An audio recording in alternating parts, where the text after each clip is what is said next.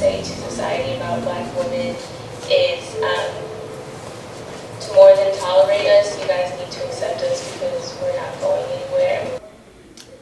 My thoughts about the movie.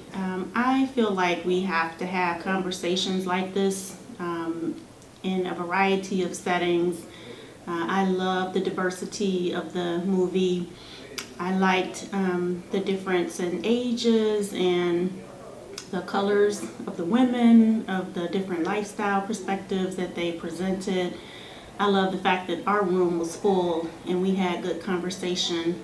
But just not having somebody that looked like me was really frustrating because if Snow White is the fairest of them all, and you have dark skin, it's really hard to see how you two can be beautiful.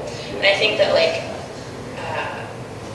characters like Storm, stuff like that empowered Black women were too few and far between.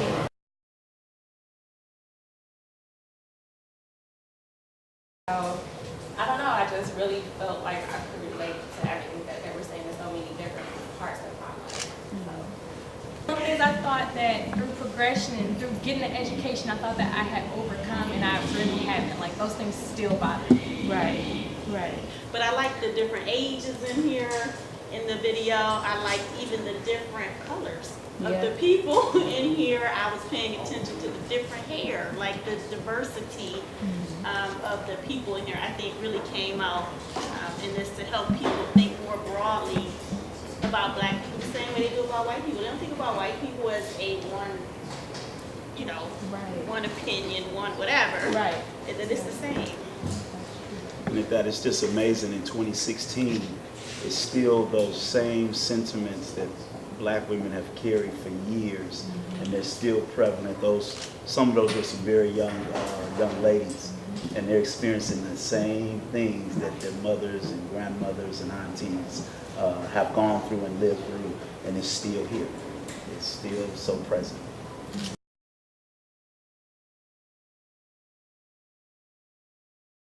When I think about being Black, I think about all that encompasses a Black woman. I think about the fashion, I think about the makeup, I think about the hair, I think about how it's so many Black women right now getting their education and starting their own businesses. Like in 2016, I'm very proud to be a Black woman. I don't care what society says. I am all about us. And I think that we are rocking it. Yeah, definitely. And of course, we know race is not real. Like, it's a social construct. There's only one human race. But I really like the comment about how when you're in a room and there's one other Black person in it, and I'm sure this is the same for any nationality, ethnicity, you have that connection that is definitely more than just the color of that person's skin. You are like she said, unconsciously or consciously, you like, we gonna do this. You already know before the teacher speaks or before anything happens, you're like, okay. And really, sometimes you may not even have to talk to that person that same day, but in your mind, you're like, okay, I'm good. Somebody is in here with me, can do this. Right. My thoughts on the movie was very enlightening to see different perspectives from Black women of all different ages, because I know, especially my age, I don't have a lot of older people that I can talk to. So it's only me and my friends and our opinions going through the same exact experiences. So to see women in other professions and ages discussing their different viewpoints was very enlightening for me. I mean, all you have to do is look at television. I mean, while I was growing up, all we saw were white women on television. I mean, I know everything about them. They know very little about me, and they're the standard. Yeah, I feel like those images that we are fed from the moment that we hit, 6 and 7 years old, I think those images are so detrimental to our own self-worth, self-idea.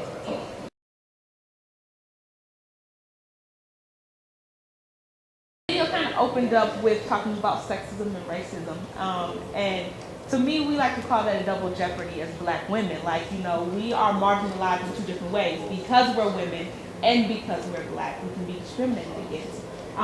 So, in which ways do you feel like that impacts you the most as a Black woman? Like, how has that impacted you, the double jeopardy that's there?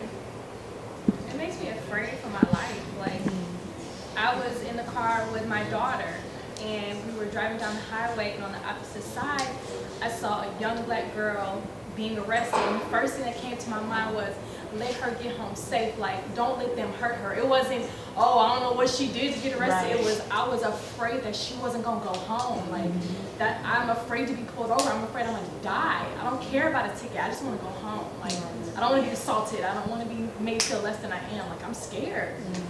I think when the lady in the film mentioned the Daniel Goldsclaw situation,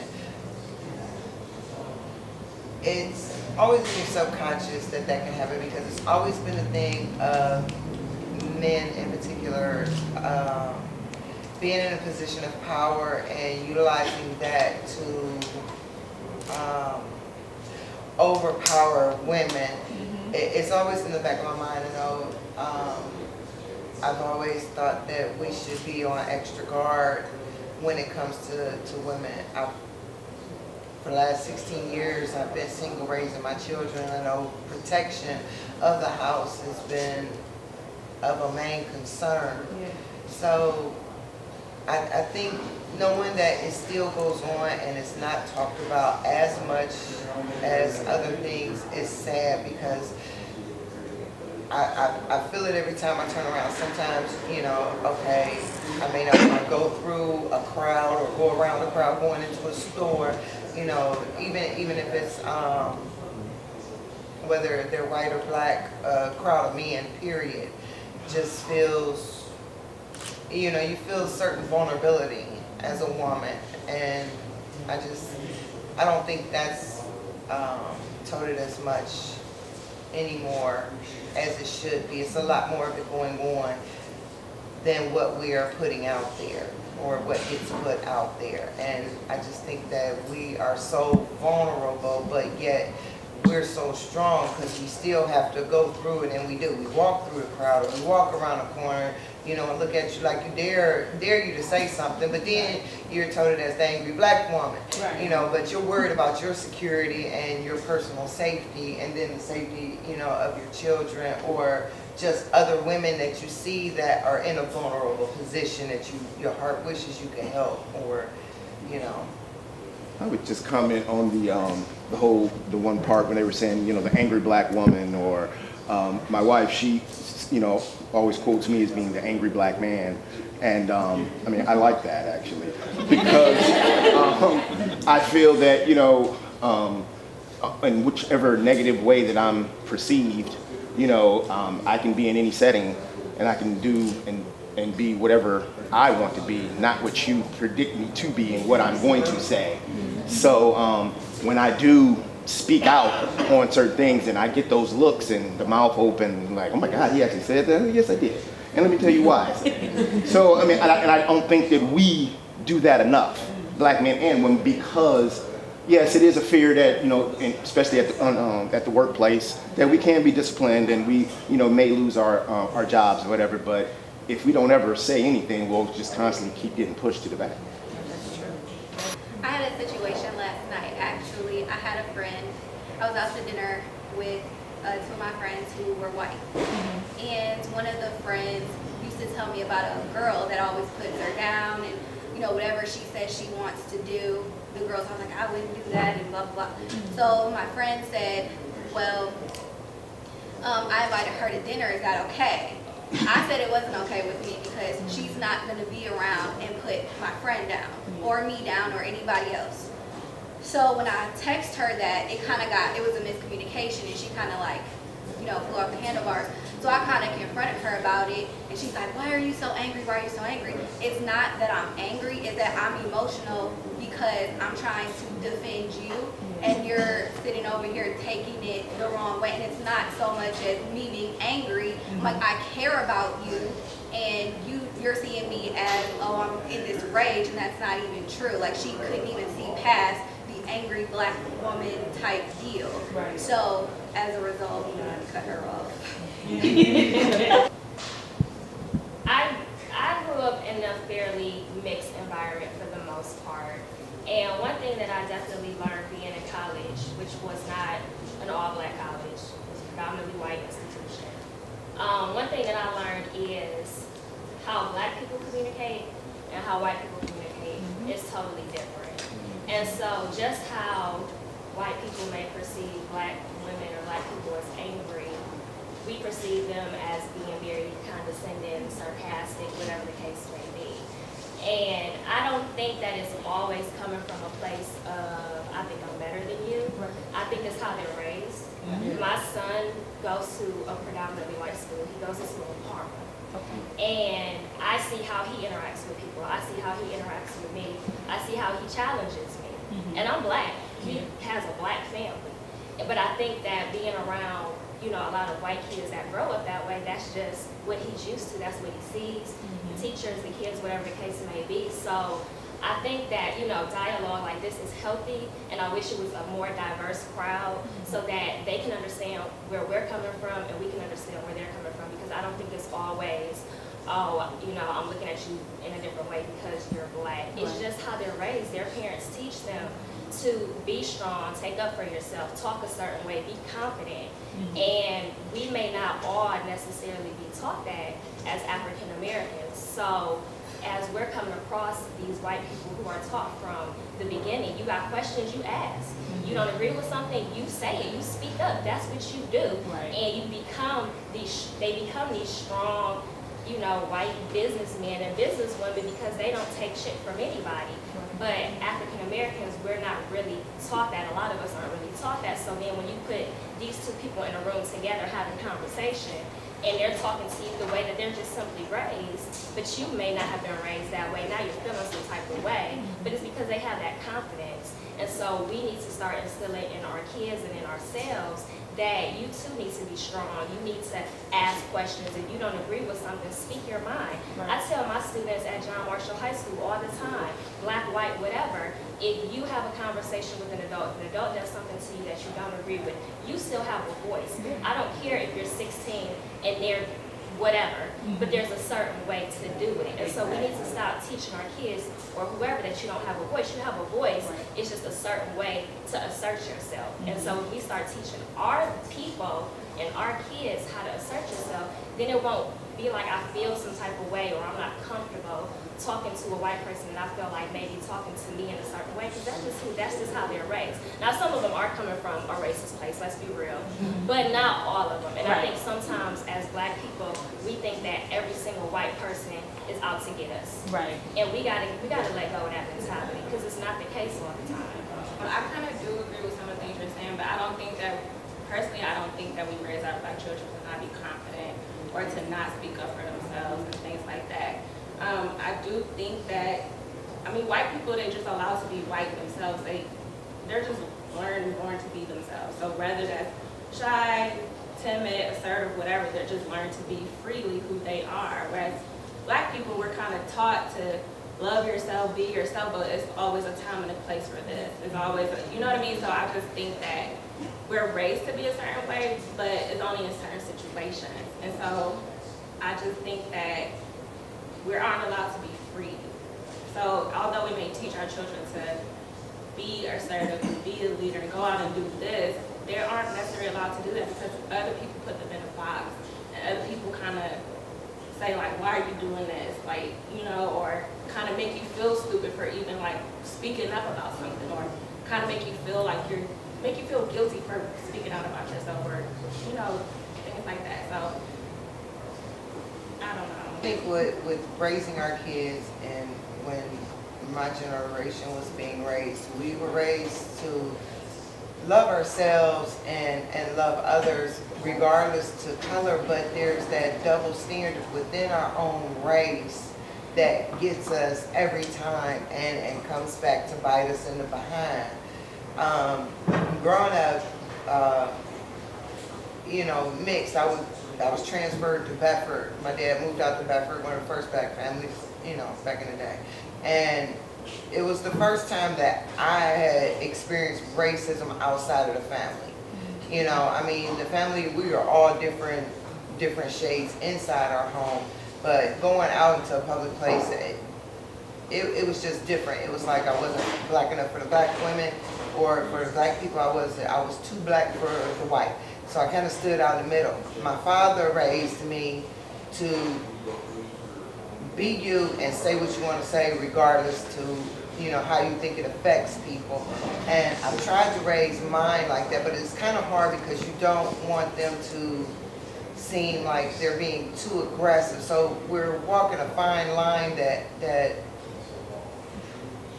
it is hard as a parent to, you know, you want to raise your child to be free and say what you want to say, but I think teaching them how to do it is the problem, because I grew up saying what I wanted to say. So even still, at my age, I say whatever I feel like I want to say. That'll come out my mouth, and you know how everybody interprets it is individual. In general, the way I feel like white America don't really know how to interpret black America, okay? So I don't really think it matters, you know, I feel like I'm in the military, right? So I'm around white people all the time. And I can be just as professional, I'm in a leadership position and all that. And when I speak or when I move, I know they think I'm the crazy black one, I know, but you know what, I'm being the exact same sergeant that the white sergeants are being. Right. But when I do something, it's like, oh, why you being so aggressive towards them? And I think that they just don't have a real grasp on black people and how we move and how we speak. So even though I'm being professional, even though I don't even use profanity with them, they use plenty of it, I'm still the one that's, she a little aggressive, you know what I'm saying? And then you know me, I don't change for nobody. My hair's still gonna be natural when I walk in the door. I'm still gonna do all this stuff. And I don't change, I don't put on my white person voice for nobody. I don't do all that. I'm articulate, but you can tell I'm from Cleveland, you know what I'm saying? So it's just like, I think that, like what she was saying, is like we do have to sometimes try to mask it a little bit, because they gonna take it the wrong way regardless, because you know, you can teach a white kid all day how to be assertive and aggressive and go in the world and do these things, but as soon as the black person does that right back, it's like, oh no, you being an aggressive black person today, I don't know how I feel about that, I'm not feeling it, you know what I'm saying? And then that's what Annie feel like, I'm about to go to law school, and I can already tell, you know, when I go to the mixers and stuff, I can already see the black people put on the mask, and then the white people are being exactly who they want to be. I mean, they've said some crazy things to me, and I'm just like, what is going on here? But it's, you know, and I think that really transcends, even in education or even in any other field, because, you know, I dare a black teacher to just be unapologetically black in a white classroom and not get disciplined for it. It's not going to happen. I went to Shaker, and as diverse as that was, you know what I'm saying, diverse as it wanted to be, it still wasn't. We used to have these discussions all the time, you know, and we are raised to think there's a time and a place to be black. And then there's a time and a place to put on your mask and go out, you know, and then being a woman on top of that, we already perceived as emotional and, you know, like we can't control it. We don't use logic or whatever the case might be. And so when you mix that in with being black, oh, then it's a train wreck, because now you either getting criticized for being a black person and being how black people be according to what they think they is, or you being criticized for being a woman and what they perceive all women to be. So, and that just kind of touches back to your original question, was, you know, how it is to be both. Yeah. It's kind of hard because, you know, one day they want to criticize me for being, you know, black, and one day they want to criticize me for being too female or whatever. Yeah. And that's what really I think is the problem, you know what I'm saying? Right. And then really, what can we do to change that? Because it's really not our problem, because there's nothing wrong with us. There's something wrong with their mentality about us. Right. Which is why I like what she said about it being a more diverse panel of people to listen and speak and talk, because we can talk about this all day, but if don't know why people hear this and take something from it, what have we really changed? You know what I'm saying? Because I'm not going to change myself to fit into the white American standard of what I should be. You know what I'm saying? Especially when I'm about to get the white American standard of perks to go with it. I thought it was good to see a variety of black women, a variety in terms of age, I guess, you know, appearance, you know, natural hair, straight hair, who seem to be pretty, you know, aware, educated, opinionated,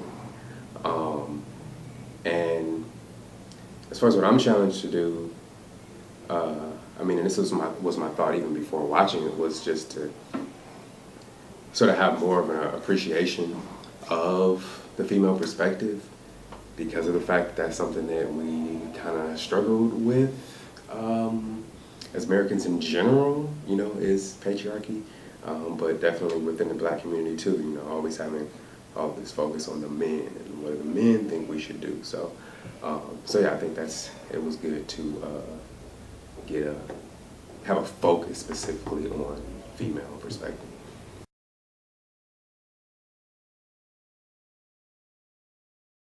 Maybe if I can take no mess, you know, just all of this. It's hard to know, I don't like that. Right. As far as mainstream commercial standards, I have a great physique, I'm slim, but as far as how black men see me, I'm not curvy enough. I'm pretty, but my body ain't banging. And when I finally did find the man that I married, I was so self-conscious of why he was attracted to me. I was like, I don't have a big butt, I don't have big boobs. Like, I was constantly subconscious of why would he be attracted to me? Like, what is it about me he can see that he thinks is beautiful besides my pretty face? I mean, like, it's hard on one end to have society tell us we're not slim enough, and then our own black men glorify only curvy women, and then people like me or women who are even larger than that feel like we're stuck in the middle, like we don't fit nowhere, and like nobody's gonna love us for the way we look. Like, I saw this in a meeting the other day. It said that white people, America loves black culture, but not black people. Yeah, right. They love black features to an extent, but not black women. People literally put on black body parts, you know, fake butts, lips, tangs, and be viewed as more beautiful than the people who naturally have those features.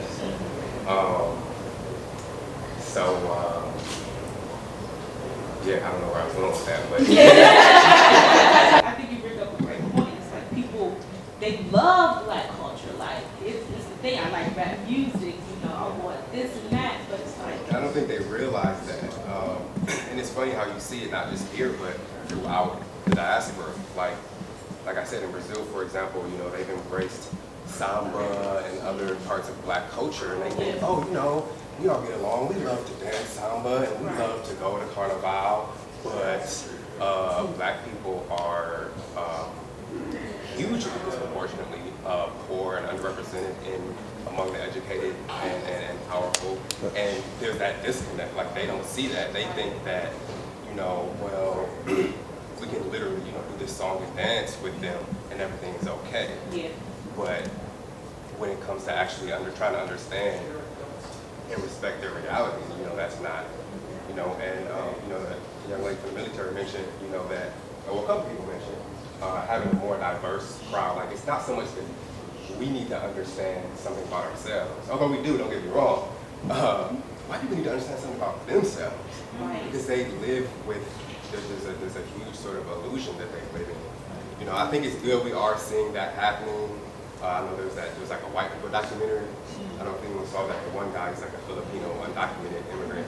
And it was good. You know, he went around in different communities talking to white people about white privilege and racism, because they don't talk of it. They don't have a history of talking about and understanding those things the way that we do, because we don't have a choice but to live with and understand those things. They have the privilege of completely ignoring the reality of black people, Latino people, Native people, you know. So I think that's something that is needed just as much, if not more so, than these conversations within the black community as white people understanding and talking about these things. So your original question was stereotypes of black women. And it's like society is hell-bent on fitting us into boxes. So you either gotta be like the sassy, fun, you know, neck rolling black girl, or like me. But I feel like I would be this person no matter what race I am, or, you know, no matter what gender or sex or whatever. Or you gotta be like the ratchet ghetto girl, which ghetto is a place. That's not even that's a noun, not an adjective. Or, you know, you the real like hoity-toity, like black woman that's risen above it all, and, you know, those kind of things. And they want to fit us into little pockets and boxes where we can only exist where it's comfortable for other people. But when we want to just exist and be ourselves, it's a problem. Like, I just want to be a black girl that listen to country music sometimes and then listen to Gucci Mane sometimes? Like, can I live? You know what I'm saying? You know what I'm saying? Like, can I be a little ratchet sometimes, but then can I be like an intelligent, educated woman sometimes? You can be some Mr. Ratchet. Yeah, like, right. Classic. Like, can I just be who I am? But that all goes back to like this putting on the mask and then just kind of like growing up, realizing, okay, I am who I am, and it doesn't matter what anybody thinks outside of who I am and who God is. Like, okay, I'm a black girl, and I like certain things, and I like to say certain things, I talk a certain way, I do things a certain way, and I just am who I am, just let me live. And that's really, I think, what it all boils down to, is just finding within yourself, okay, I am who I am, I'm gonna be who I am regardless of what anybody else thinks. You know, my mother's generation, which was a long time ago, you know, they had different viewpoints, and they put on the mask. She would change her voice when she had to talk to a business, you know, person or whatever. She put on her white voice, you know, and so it was a different time. But I think things are changing, and the millennials are coming into their own, and they're proud of who they are. And this is, you know, what we're doing now is really cool. So I think it's changing. I really do.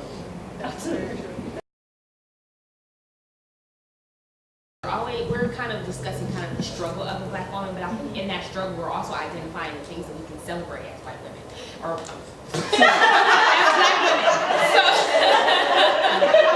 So in that, you said, are some of those stereotypes true? And I say yes. Are we bold? Yes. Are we sassy? Yes. Are we strong? Yes. Are we versatile? Yes. So I think some of those are a struggle for us, but some of those things are also things that we celebrate among ourselves. What I'm going to take away from it is to try to not repeat some of the things that I didn't notice we had, I don't want to necessarily say brainwashed, but coached into believing, like, you have to work twice as hard. Like, I don't want to make my daughter or my children feel that way. I want them to feel like they can be the best person they can be and live life righteously, and that things will pay off in the end, instead of telling them that life is going to be hard, just do better. Like, that's not a fair viewpoint, and the movie really enlightened me on that. What I want to take from that is to always open myself up, to be comfortable with being vulnerable with other people, because I think that's where you really get to healing and where you get to higher levels of yourself. What I plan to continue to do is to show up when I'm invited to conversations like this, not to keep all of what's inside me to myself. And then the third thing I would say is that I would also initiate conversation amongst my peers and not be afraid to speak up. I think that part of the reason why we continue to stay in the same place is that we stay in our politically correct bubble. And I think that the world is waiting for us to show up and like really speak out, and to do that in diverse settings. And when it comes to race, I think that white people are also ready to have the conversation. Black people have been ready for a long time, but we may have to take the lead on it, and I'm willing to do that. Let us like live in peace, and let us stop being police and erased all the time. I'm still here.